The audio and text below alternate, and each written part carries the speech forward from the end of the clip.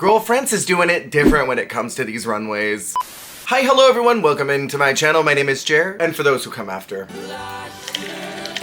Today we're going to be discussing the runway of Drag Race France Season 4, Episode 3. Now sadly, last week was a little impacted for me schedule-wise, so there is no runway ranking for Episode 2. I do know that Malouit was eliminated. I am devastated. I am not okay. I probably won't have time for a while to go back and rewatch that episode, so we are just gonna keep it pushing, ho. This week's runway theme was called Museum Night. I got very excited because this could be interpreted so many different ways. My expectations for Drag Race France are always through the roof, and a lot of these runways met my expectations, exceeded them even. So let's get into my rankings, and remember, these are my personal opinions. In my 8th position in the bottom ranking, unfortunately, is Daisy Super Bitch. She is giving a nod to Impressionism, I hardly know him, doing Van Gogh's Starry Night. I hate to be a super bitch here, but Van Gogh shut the Starry Night show down in season 6 of Canada's Drag Race when she came out in that finale look. That was so spectacular, and I will be referencing Canada's Drag Race one more time in this video. And I know different continent, different franchise, different host, different everything. But my thing on Drag Race is if someone has done your concept before, a niche concept perhaps. Not that Starry Night is niche, but how many times would you honestly get to perform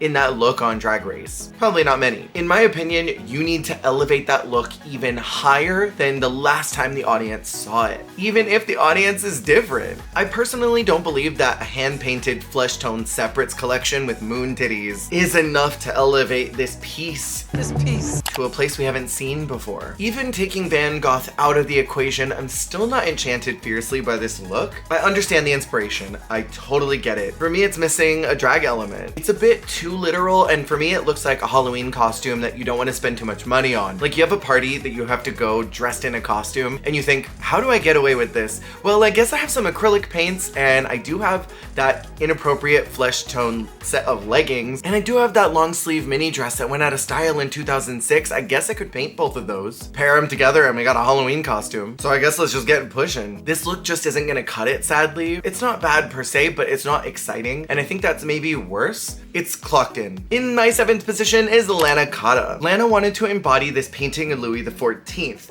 I am utterly obsessed with the presentation of the look. The head snap upon coming out onto the runway, looking directly at the camera, and then doing the most camp walk on earth. I think it's a super fun look, but my struggle is, if you were to ask me, what is this? Put it in a lineup and tell me what you thought this runway was. I would think royalty, very French, but I wouldn't point at it and say, oh, that's that painting that I've definitely seen at least one time in art history class. If you told me this was a painting, I'd be like, is it? To be quite honest, the hair is the most exciting and intricate part of this look. It's dramatic, it's bold, but my focus should not be on the hair. I do love the lace outfit underneath. I love the little plumes of black. Those are exciting to me. I wish the cape was a bit more of a bombastic blue, closer to the original color. I don't know if that would have necessarily punched in the face that it was art, but I think it would have helped a little more. She presented this look with force and with and that counts for something. It's a soft slay. In my 6th position is the Daphne Mugler looking queen as Amelia. She was inspired by this portrait of Jean-Paul Gaultier. I see the inspiration from the original piece.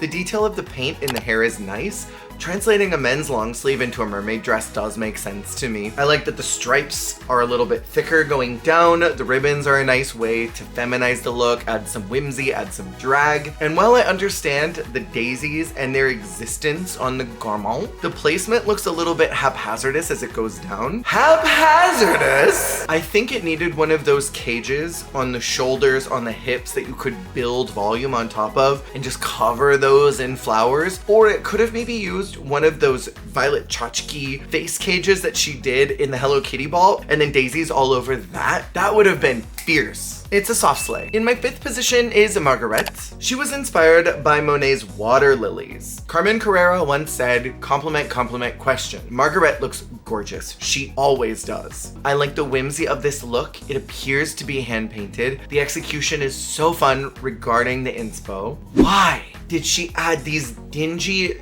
dull, navy green cables to the shoulders. Those weren't necessary. Margaret, from what I saw from the first runway, kind of does the opposite of that old adage, before you leave the house, take something off. She hits the runway and says, wait, let me put one more thing on it.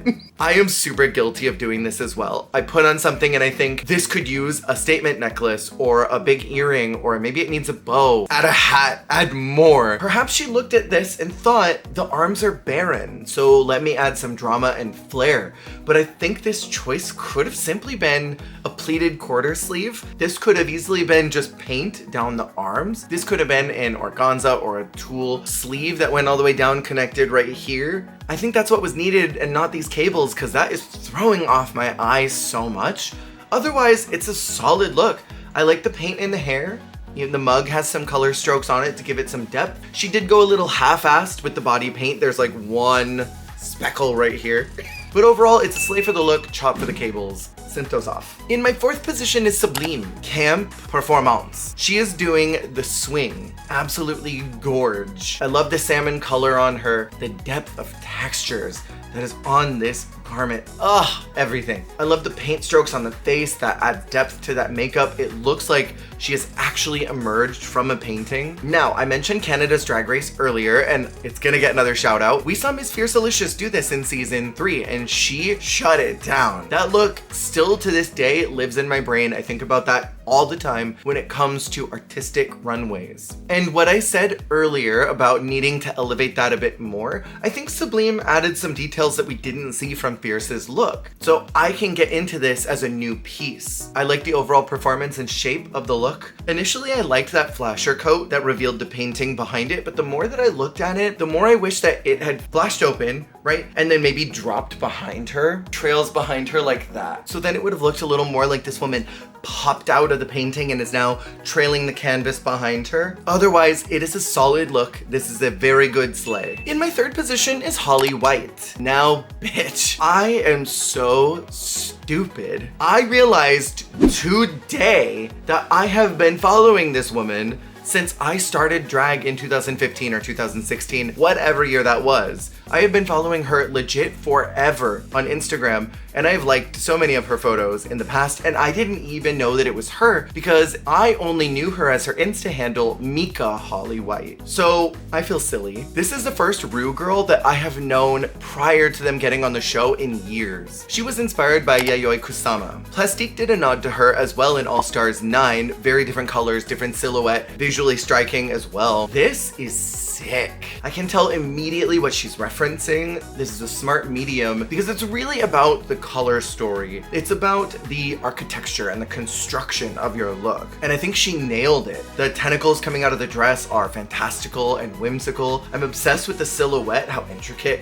and detailed this all is without being overworked, because this easily could be an overworked garment. I love that extra attention to detail with the giant hoop earrings. You know what they say, the bigger the hole or something. This is everything. Big slay. In my second position is La Harpy, who was inspired by Andy Warhol's portrayal of Marilyn. This is a perfect example of not needing to do far too much to make a look effective. She came around the corner, hit that pose, and I immediately knew what she was referencing just from the color story. I didn't even need to see the front of it.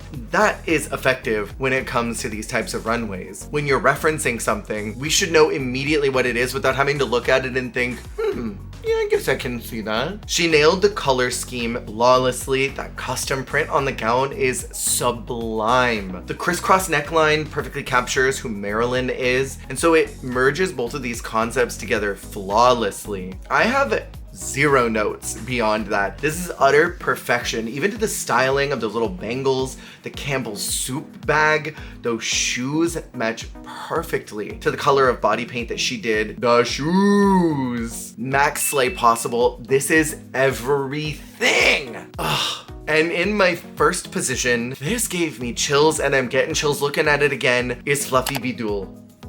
Y'all remember when Paloma did that fashion sketch and the canvas rolled down so that she could step in front of it? It's giving the same concept, and that's giving me winner. Crown her for this look alone. I legit am getting chills. She was presenting Max Ernst, Angel of the Hearth.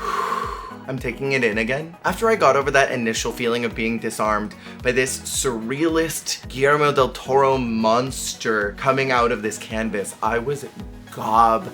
smacked by the level of intricacy and commitment to detail in this look. The colors are perfectly matching to the original painting. I love the shiny metallic looking textures that make up the overall composition of this look. Then she opened that mask and I made a gooner sound. I swear to God, I was sitting here watching this alone in the dark and I went, ugh! So many queens will do a cool mask like this and then do no mug underneath or a minimal mug. Please welcome to the stage, minimal mug.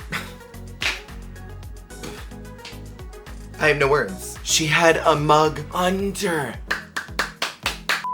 It would be so easy to not commit to a mug.